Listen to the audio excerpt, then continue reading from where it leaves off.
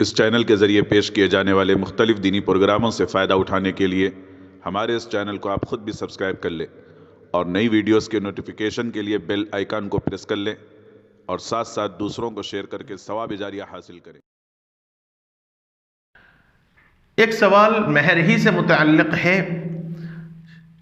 شوہر کے انتقال کے بعد میت کی تعزیت میں آئی ہوئی خواتین بیوہ عورت کو مہر معاف کر دینے پر اصرار کرتی ہیں اور کہتی ہیں کہ کہہ دو میں نے تمہارا مہر معاف کر دیا۔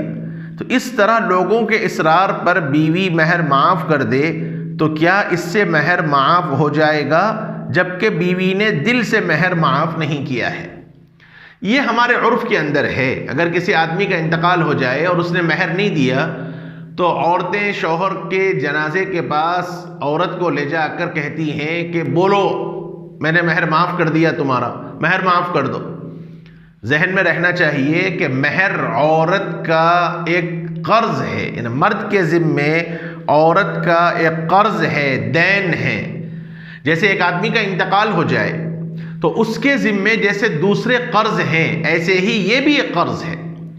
اس لیے اگر عورت خوش دلی سے معاف نہ کرے تو وہ معاف نہیں ہوگا۔ عورتوں کا دوسرے رشتہ داروں کا دباؤ ڈال کر عورت کو مہر معاف کرنے کے لیے اصرار کرنا یہ شرعاً جائز نہیں ہے۔ اس سے مہر قطعاً معاف نہیں ہوگا، اس سے قطعاً مہر معاف نہیں ہوگا، بلکہ ورثاء کی ذمہ داری ہے۔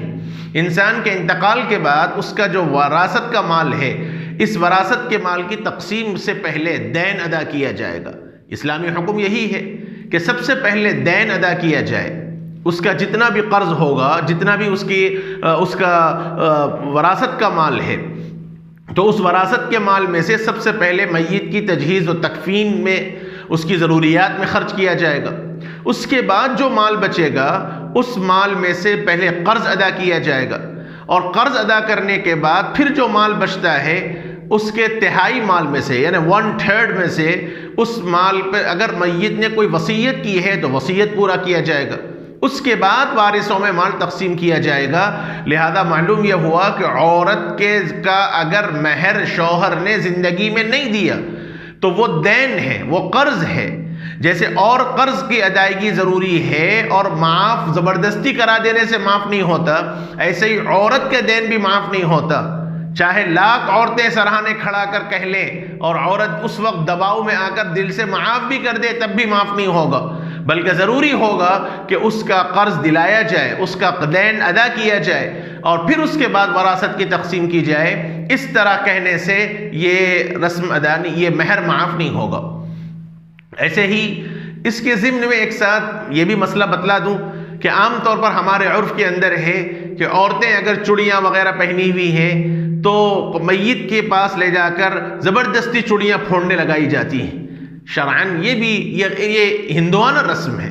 یہ الگ بات ہے کہ مرد کے انتقال کے بعد عورت کو زیب و زینت اختیار کرنا جائز نہیں ہے۔ 4 مہینے 10 دن عورت سوگ منائے گی، لیکن یہ مطلب نہیں ہے کہ اس کو چوڑیاں پھوڑی جائیں۔ یہ مال کا ضیاع ہے، مال کا ضائع کرنا ہے، عورت اتار دے۔ بلکہ علماء نے تو یہاں تک لکھا ہے کہ زیب و زینت کی جو چیز ہے، زیب و زینت کی، وہ استعمال نہیں کیا جائے گا۔ نارمل اگر عورتیں چوڑیاں پہنتی ہیں تو وہ چوڑیوں کو نہیں اتارا جائے گا، وہ چوڑیاں پہن سکتی ہیں عورتیں۔ عدت کے دوران بھی عورت چوڑیاں اگر پہننا چاہے تو پہن سکتی ہے۔ زیب و زینت کی جو چیز ہے، جیسے نیکلیس ہے، ہار ہے، بالیاں ہیں، جو زینت کے واسطے عام طور پر عورتیں پہنتی ہیں، وہ استعمال نہیں کیا جائے گا۔